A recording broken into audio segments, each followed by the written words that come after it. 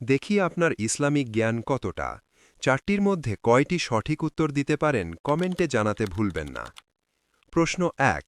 হজরত মোহাম্মদ সাল্লাল্লাহু আলাইহি ওয়াসাল্লামের জন্মস্থান কোনটি?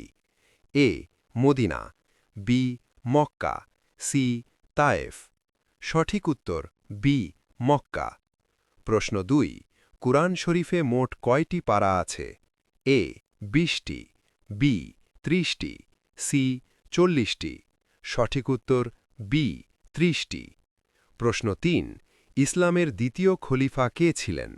এ হজরত আবু বক্কর বি হজরত ওমর সি হজরত উসমান সঠিক উত্তর বি হজরত ওমর প্রশ্ন ৪। পবিত্র রমজান মাসে কোন রাতকে লায়লাতুল কদর বলা হয়? এ ২১শে রাত, বি ২৩শে রাত, সি ২৭শে রাত।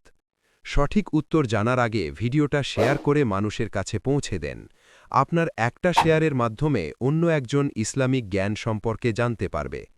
সঠিক উত্তর সি ২৭শে রাত।